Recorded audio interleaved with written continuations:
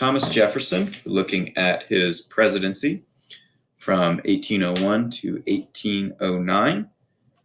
And so this is the years that he was president, not how long he lived. He wasn't 8. Okay. Now, what we're going to see is Thomas Jefferson's presidency is important because not only is it early in the American Republic, but it moves from one political party to another. And even over the last week, you've seen some uproar about that, about the issue. And actually, I mean, you've seen that over the last 4 years and in a very evident way over the last week, where there is the idea of refusal of the acceptance of an election. Okay. Now, that is, unfortunately, in the world, kind of the norm of the changeover in political power, is that there's usually some type of coup where there is an overthrow of the previous government and setting up of a new government. Both George Washington and John Adams, presidents number 1 and 2, did not really believe in the idea of political parties and would not have identified themselves with political parties. However, the constitutional system kind of is set up where political parties are pretty unavoidable. And by John Adams' presidency, which was only 2 years, you already have a lot of the aspects of political parties already forming. You have kind of the Nationalist Federalist Party, and you have kind of the Democratic Republican, more Thomas Jefferson type of party. And so you have these divisions of political parties. And so Washington and Adams would have been more in line with the Federalist Party. Okay. Jefferson would be more in line with the Democratic Republican Party. Okay. And those words, Democratic and Republican, do not mean our current Democrat and Republican parties. Okay. So there's a changeover, and people are pretty upset in a lot of ways when Thomas Jefferson gets elected, because you're already starting to see in different areas of the country during this time a division of the priorities and agenda of what America should be and do. And so they believe that there are these fundamental differences, and you already start to see a division really between an early division really between the North and South, and even into the as the West becomes part of this as well.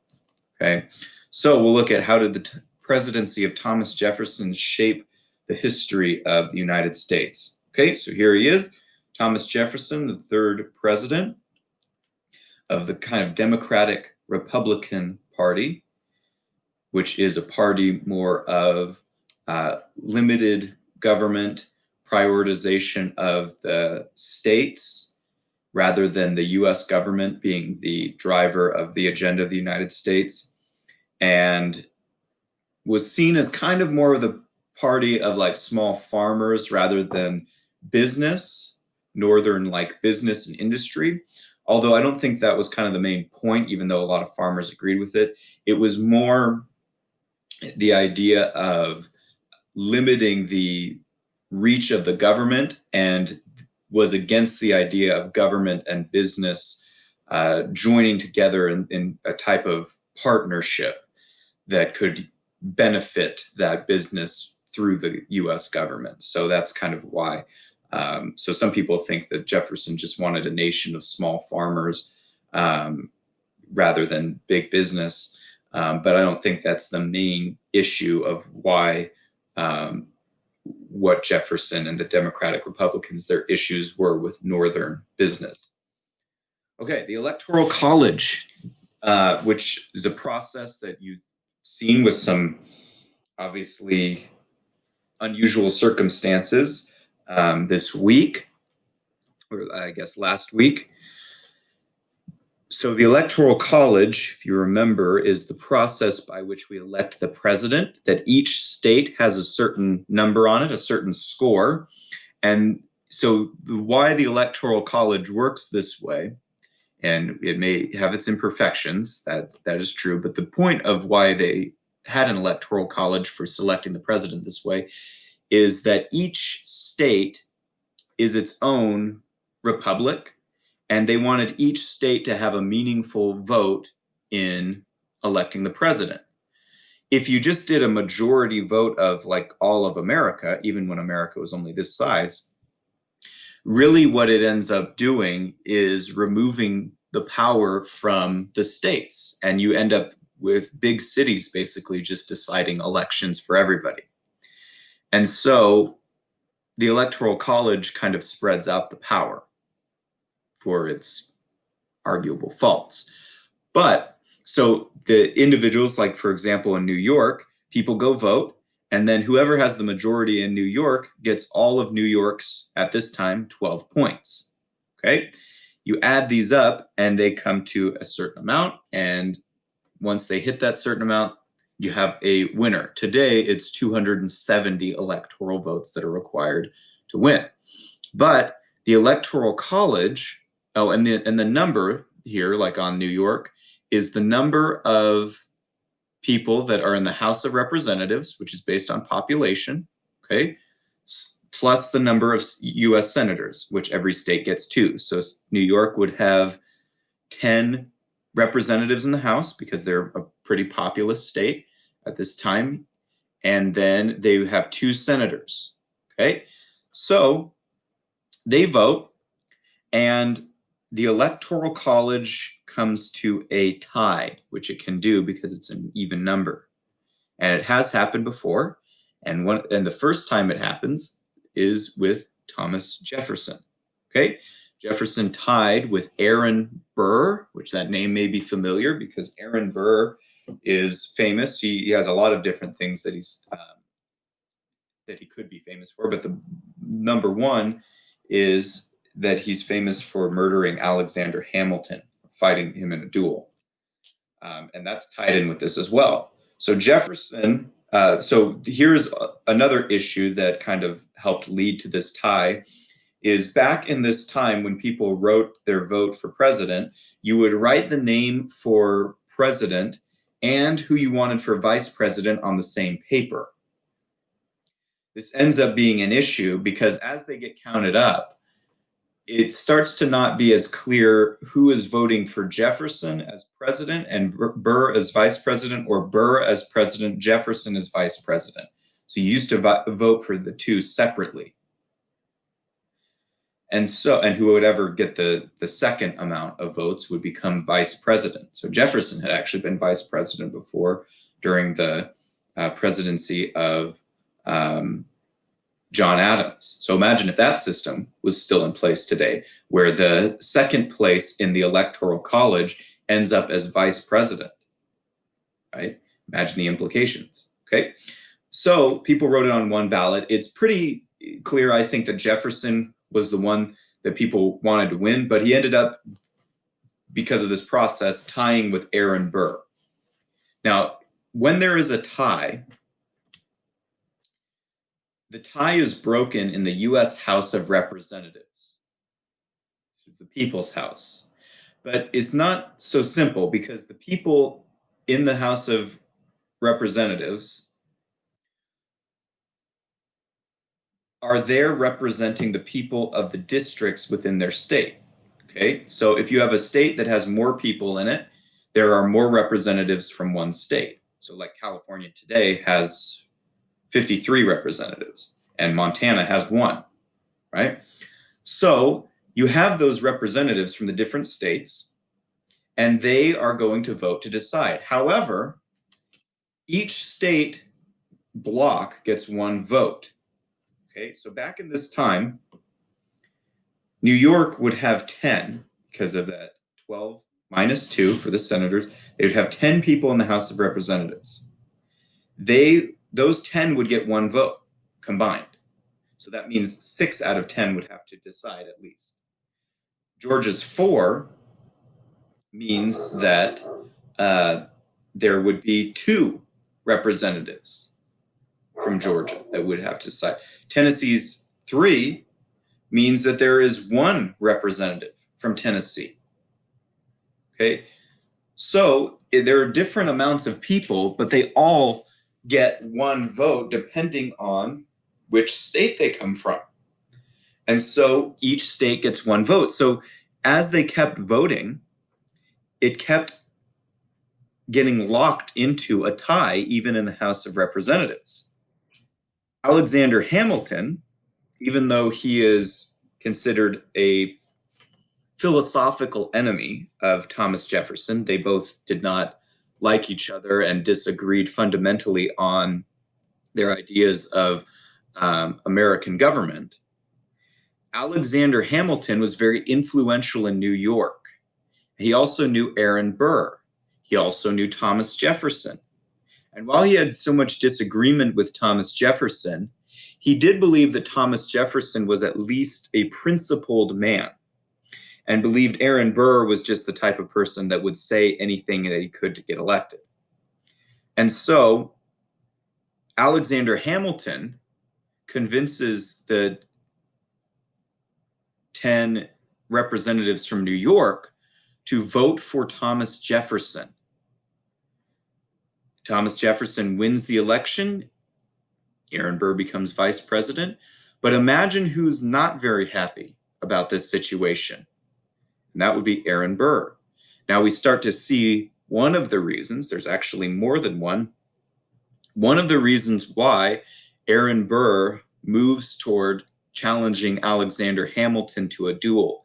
Aaron Burr's story is actually pretty fascinating because after this, he tried to become governor of New York and to try to get New York to secede from the Union. Maybe it was mayor of New York City. But anyway, he tries to do that. Hamilton does a campaign against him getting that political position in New York as well and stops him from that. So then Hamilton's done those two things to stop Burr from getting the presidency, then getting that political position in New York. And so Burr challenged Alexander Hamilton to a duel. Alexander Hamilton fought in the duel, and the evidence shows that he decided to try to shoot his gun into the air, which would have been a idea of restoration of honor without actually doing violence. The usual expectation was that the other person would shoot into the air as well, if you had shown that respect up front. But Burr shot Hamilton. Hamilton is so popular in New York that Burr becomes very unpopular and basically has to leave. He goes down to Florida, which at this time is not part of the United States, and then tries to come up with a conspiracy to march in and take over Washington, D.C., and take over the government in a treasonous plan. This is not successful, and so Burr leaves the country. And eventually, I believe, comes back to New York under a different name and dies there, pretty much unknown. Crazy story. There needs to be a movie made about Burr, not as a praise, but just to show his life. Anyway, so the election of 1800 is pretty intense, and it does, at least for a time, jeopardize the friendship of Jefferson and John Adams. John Adams allowed a lot of his party to say things that he knew to be untrue about Thomas Jefferson, and vice versa. I mean, this is where perspective in history helps, because politics back then were pretty intense and could be pretty nasty as well. Thomas Jefferson and John Adams both rekindled their friendship and wrote letters to each other back and forth toward the end of their lives. But anyway, the New England Federalists, which were more of like John Adams' party of the upper northeast of America, compared Jefferson to the devil. Jefferson believed in strict separation of church and state, believed they're separate entities, and we're going to read a letter from Thomas Jefferson about that, meaning that they're just independent. They should be independent of one another. Okay. The wording separation of church and state is actually not in the Constitution, although the concept is arguably there. But Jefferson did not believe that the church or any particular religion should have undue influence over the decisions of government, but also that the government would not have any undue authority in matters of religion or the church. So Jefferson and the Democratic Republicans won the election and the power in Congress. Now, a lot of people threaten to leave the country when Jefferson becomes president. And they believe that since their states have joined the Union voluntarily, since they had exited Britain only a few years before, joined together under the Articles, abandoned the Articles of Confederation, and now joined together in the Union under the Constitution, the understanding of many during this time was that if you joined the Union, you could unjoin. Your state was really the sovereign authority in that decision. And so Jefferson is told that when he becomes president, lots of people are not happy with him to the point where they are threatening to take their state out of the Union, that their state would no longer be part of the United States. Now, that's going to become an issue during Lincoln's presidency, but it actually comes up several times before that.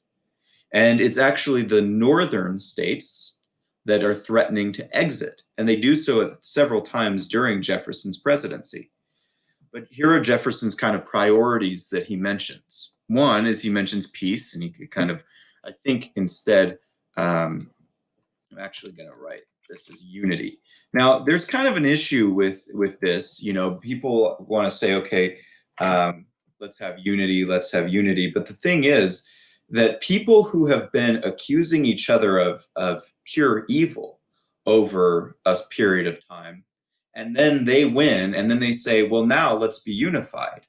Well, that's kind of difficult to do. It's easy to want to be unified when the people you like or agree with are in charge, right?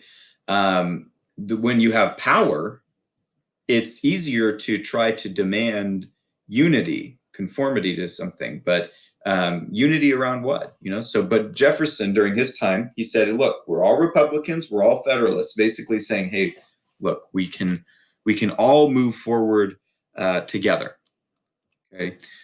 He also argued against, just like George Washington and John Adams, against foreign entanglements. He didn't believe that the United States should get involved in the complicated problems of Europe or anywhere else and be dragged into a war or complicated issues on that basis. However, this didn't mean Jefferson thought that America would have nothing to do with the rest of the world. Jefferson argued for peaceful interactions with the rest of the world as far as they could go. And so he said peace, commerce, and honest friendship with all nations, entangling alliances with none. Basically, if you want to be friends, foreign nations, you want to be friends with us, we want to be friends with you.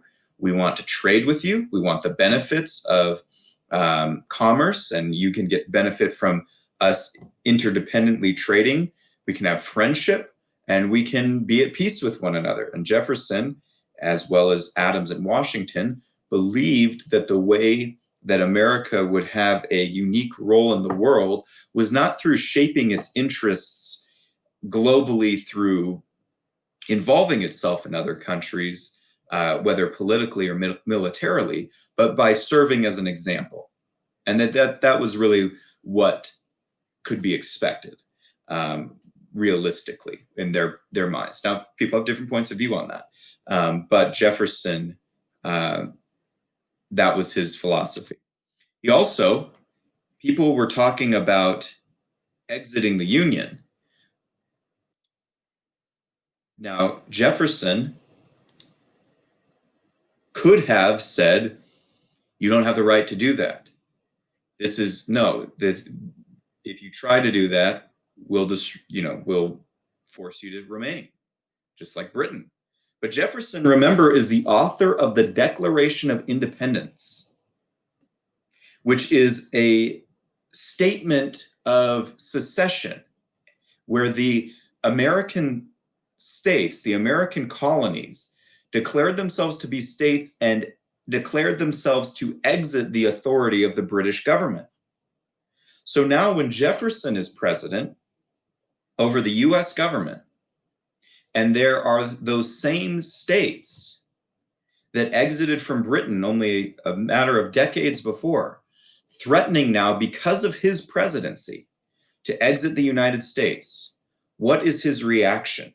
What would your reaction be? How would you feel in that situation? And this is what he said. He said, if there be any among us who would wish to dissolve this union or to change its republican form, let them stand undisturbed. In other words, the idea of dissolving the union is to separate or to break up.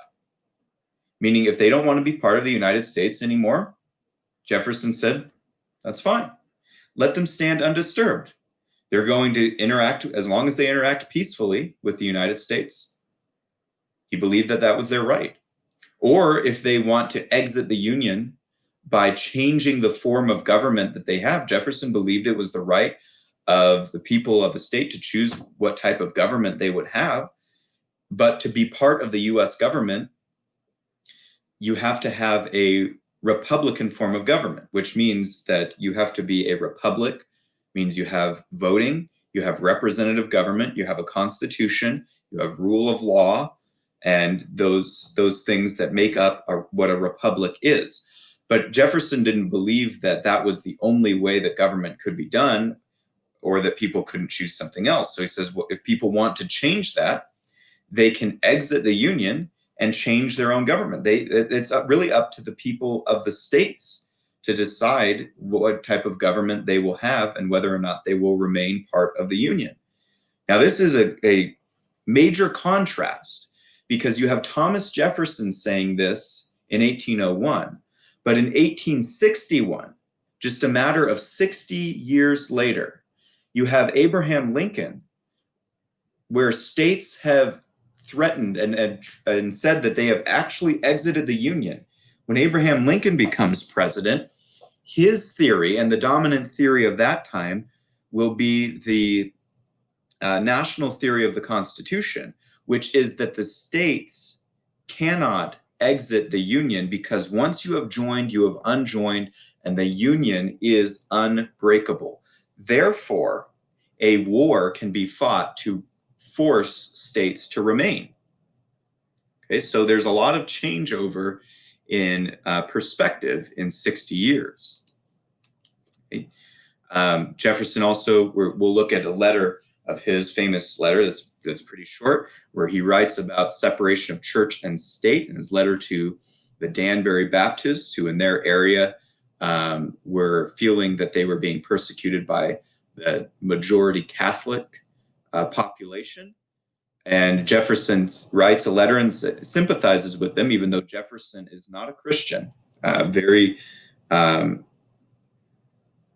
much not a Christian. That doesn't mean he doesn't have appreciation of Christianity, but it was evident that he was not a Christian, and he said so. But he wrote this letter sympathizing with them and saying, yes, I believe that there's a wall of separation, that those two institutions, the church and the state, ought to have independency from one another. Okay, so that's something that we actually get. He didn't invent the concept, really, but he kind of articulates that idea of a wall of separation, which is not in the Constitution, but is in this letter. So that's where kind of people get that wording. He is known for the Louisiana Purchase. So Jefferson, at least used to be, I think still is, if you looked up like a list of top 10 presidents, and you can disagree with the list, and there might be good reasons for doing so, but Jefferson was pretty traditionally ranked in the top 10. And one of his most famous things that he did, which was seen as by some people during the time were very upset that he did this, and others, this was seen as a great achievement, that in the Louisiana Purchase, the purchase of the Louisiana Territory, Jefferson doubled the size of the United States. Okay, Louisiana was owned by was colonized. It was owned by the French during this time. The French are being led by their military emperor Napoleon and fighting a war with the British.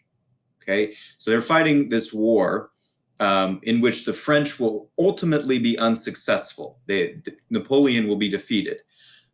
Napoleon needs money for this war, and so he's willing to sell off this land of the whole Louisiana territory. Okay, Louisiana today, the state, is just down here, but it used to be this whole area of territory. There are some representatives who are there to talk to Napoleon from the United States who make the decision on this. Now, the debate is whether or not the president can just decide to purchase land that doubles the size of the United States. Constitution does give some indication, so the president can make treaties with the advice and the consent of the Senate. So Jefferson just kind of did it, but he said that the Senate ultimately would have to approve.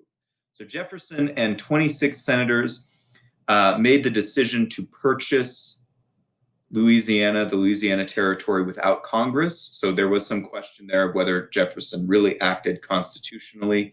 But Jefferson said that, look, it would have to be with the approval of the Senate, ultimately. The states were not consulted. Now, this may not seem like a big deal to us, but if you think about it, these states, there are people living in here. There are French, there's Spanish, there are the American Indian populations all over the place.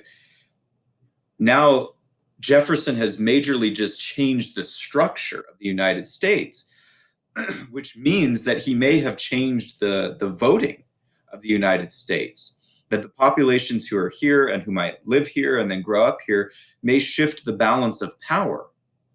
So there's quite a bit, like if Canada today became part of the United States, that would change possibly how voting works. There might even be potential of conflict between the states that were already part of the United States and the Canadians if they joined the United States, because we may start voting for different things, right? So we don't know. That's the point. So the Louisiana Purchase is a big event during Jefferson's presidency, and this is where you get Lewis and Clark, which are commissioned by Jefferson to explore this new Louisiana territory, and then they eventually come up through here, and their goal is to get to the Pacific Ocean. The equivalent in our day of this, in kind of more modern times, of them traveling that far and through what they went through was the equivalent of going to the moon. And so, it was a bigger deal. Now, again, people threaten to exit the United States because Jefferson has purchased Louisiana. Okay, many Federalists, this is in the upper Northeast area, feared that this purchase would include French and Spanish foreigners in America. And so basically now the voting balance of power would be a lot different in their mind. This caused them to threaten secession. Now, how does Jefferson react? This is a couple years into his presidency. States threatened to leave but didn't, when he got elected. Now they're threatening to leave again. How does Jefferson react to this? He said, this was what other people said to him. Sorry, in this quote. He said, the bonds of this union are virtually dissolved. The states which compose it are free from their moral obligation, and that as it will be the right of all, so it will be the duty of some to prepare definitely for a separation, amicably if we can, violently if we must. Meaning they're talking about exiting the Union and defending that exit with force if necessary. Now, they didn't end up doing that, but a lot of people at that time did believe this was a right of the states. And so this guy, Timothy Pickering, who was around during the American Revolution and the Declaration of Independence, discussed these things. He's from Massachusetts. He led the Secession Movement. So imagine being around at the time that the states seceded from Great Britain, and now he's talking about Massachusetts separating from the United States. And he argued from the Declaration of Independence and the fact of the American Revolution itself, which Jefferson had written, he said, the principles of our revolution, 1776, point to a remedy, a separation, meaning if you don't like how things are going in the government, the country you're in, then you can exit. You don't have to fight a war. You don't have to try to vote your way out. You don't have to try to take over. Why not just exit and not be a part of it anymore? He said that this can be accomplished, and without spilling one drop of blood, I have little doubt. So he believes separation of New England was the solution, that maybe America could be two countries rather than one. It could be a northern country and a southern country, or multiple. Way.